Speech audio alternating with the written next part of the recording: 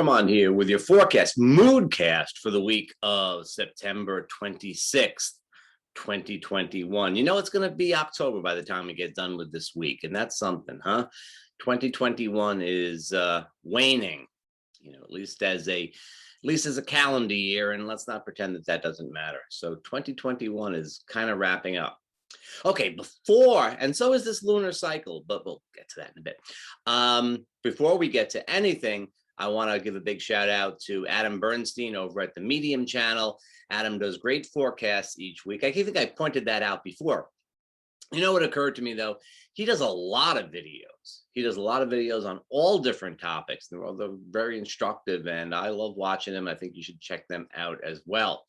Everybody else that I have suggested that you watch their videos seems to have gone out of business. So what do you want? All right, so let's see the mood cast for this week. Well, we're starting, well, look, before anything, right here on Sunday, the 26th, we have, the 26th, we have Mercury stationing to retrograde. Oh, if you look in the ephemeris, it'll tell you it's tomorrow, but it's 1:09 a.m. Eastern time, which means that it is really on Sunday. By the time you wake up tomorrow morning, no matter where you are, Mercury will be retrograde.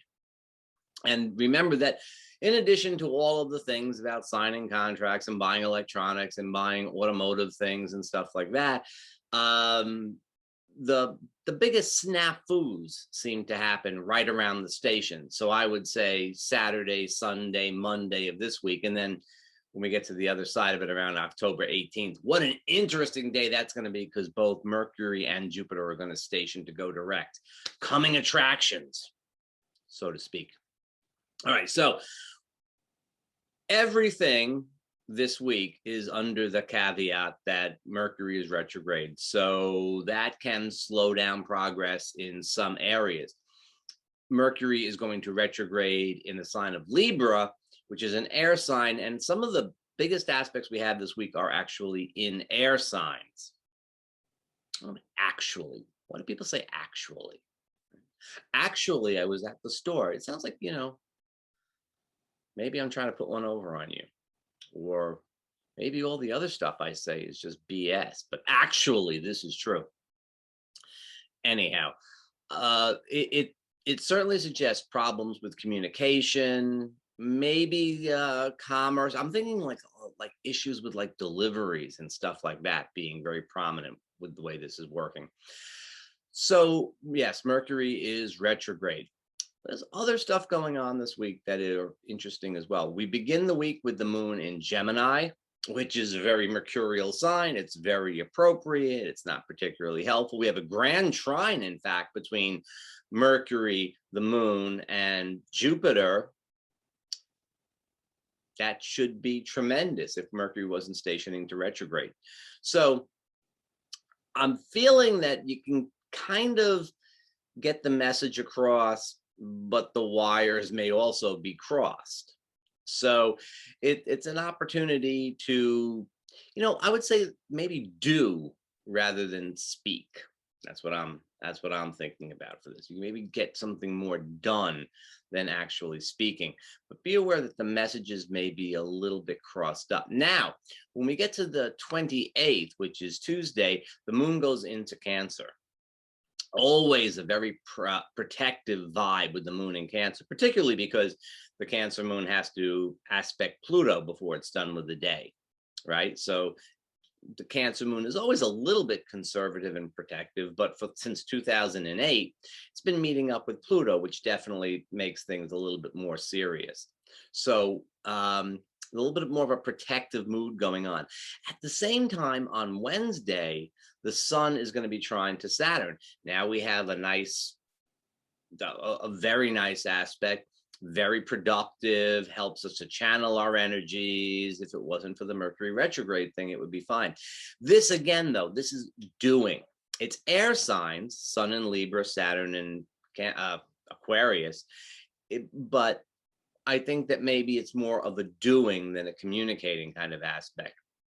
Mind you, if you're going back and doing research or editing or working on things that are already out there and just need to be reworked, this is a fantastic time. Not like Sunday, Monday. That's just too Mercury retrograde. But Tuesday, Wednesday, Thursday, you have a lot of opportunities for this. Also on Wednesday, we have Venus trine Neptune. Venus trine Neptune is like the ability to kind of talk yourself into a pretty good situation that may or may not pan out into something. You know, it has a nice feel to it. It's a nice vibe. It'll be very much part of, I would say, Tuesday, Wednesday. Just it's, you know, it's good for relationship. It's good for well, it's not good for finances. It's not bad for finances, but I wouldn't be making big financial decisions with Venus aspecting Neptune. Venus is in the very protective sign of Scorpio, and Neptune is very much a dissipating kind of energy, especially out in his home sign of Pisces.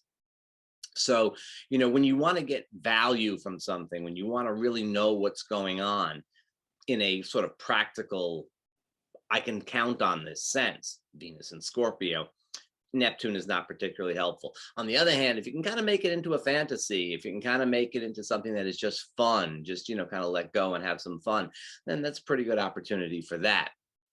You know, Adam last week called it. He said that he did in his tarot forecast that the Hierophant upside down. He said, well, there could be some shakeups in the financial markets. And boy, oh boy, was that the case. That also resonated with Venus, the Hierophants, related to the Hierophant, being opposite Uranus last week. And the financial markets went up and down. It was fascinating, a little scary and fascinating. That the tarot forecast. He talks a lot about, I'm going on and on about Adam, but he talks a lot about what's going to happen in terms of like what we're all going through, the collective experience. I tend to do a little bit more about like planning out your week. But they're both good perspectives. Then on Thursday, we have Venus square to Jupiter. So what we say about Venus square to Jupiter? Well, a square is a tough aspect, but Venus and Jupiter are such good friends that they're going to get along okay. Jupiter's pretty happy out in Aquarius. It's not, you know, one of his signs, but it works for him for sure. Venus is not crazy about being in Scorpio. That's the shoe that's a little too tight. So Venus in Scorpio is looking for security, is looking for knowing what's what, wants the bottom line, and probably wants commitment. If you're in terms of relationship here, you're looking, Venus probably wants commitment. And, you know, if you're not getting what you want with commitment, then you could be jealousy and all that stuff comes up. Jupiter in Aquarius, on the other hand, is content to be just friends, or even perhaps, you know, just have an open relationship type of thing. And so there's a little bit of a squaring off in that regard. Again, they can probably work it out, or you can probably work it out if you're in that type of situation. On the other hand, it could be a little bit of stress, but you just sort of express yourself, but be careful how you express yourself, because Mercury is retrograde. Not a great week for getting things across by text messages. This is not emails, you know, have a phone call or in person or something like that. And if you have any relationship kinds of things between that Neptune and the Jupiter aspect with Venus, you might want to try to work things out on a more you know, in-person basis, especially with the moon in protective Cancer. So we're getting a little bit of that midweek. It's got a little bit of a protective feeling to it, although, you know, we can probably work things out. At the end of the week on Friday, but it is active Thursday and Friday because the moon will activate it. Mercury is going to again square Pluto. Now, I said that, well, that was last week. But Mercury is retrograde now. He essentially stationed square to Pluto. Issues that came up around the beginning of last week, around last Monday, Tuesday, are that Pisces full moon. That and the Mercury Pluto aspect, that was quite a thing. Issues that came up at the beginning of last week might get revisited towards the end of this week. However, they probably will not be resolved until Mercury goes direct and crosses over Pluto once more in November. So, it's the next installment in the story, but it's not necessarily, it's probably not the end of the story. Then, as we get to Saturday, Venus will sextile Pluto, and Venus is in Pluto's home sign. Now they have like a pretty good relationship. It's a closing kind of relationship. That is, Venus is getting closer to Pluto. All in all, I would say that it's a good opportunity. If there were misunderstandings in relationship during the week, it's a good opportunity to kind of fix things up and get things flowing again. That's more or less the way I would look at it. And these Venus aspects between Neptune and Jupiter are not great for financial decisions. Again, there is too much protectiveness and at the same time, too much willingness to speculate. And so those two things don't really go well together. As we come towards the end of the week on Friday and then into Saturday, we start to be able to sort out what's what. And that is an energy that will continue as we go along. It's the week of the last quarter moon that is exact on Tuesday. And so it is a time to wrap things up. And there again, with any mercurial misunderstandings, with any of these sort of tense Venus aspects and so on and so forth, keep in mind that with the moon waning and Venus waning into Pluto, there could be a little bit more of a tendency to let things go and bring things into a conclusion than to start something new. That's even true of the Sun-Saturn aspect. Really good if you need to finish up projects, if you need to go back and redo, re-edit and so on. That's really good for finishing up projects. That's the key thing for this week. Initiating, I wouldn't say that is an excellent time for initiating.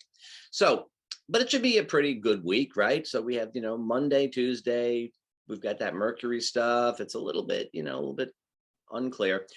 Wednesday, Thursday, I feel that there's a lot of a little bit of protectiveness, a little bit of tension that isn't so easy to resolve.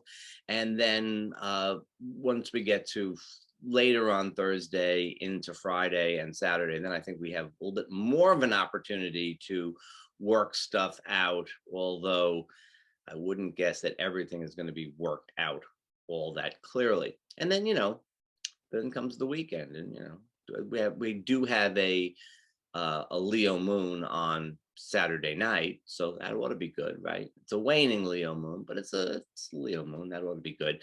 You can wear your Hawaiian like shirt and just make a little party out of it.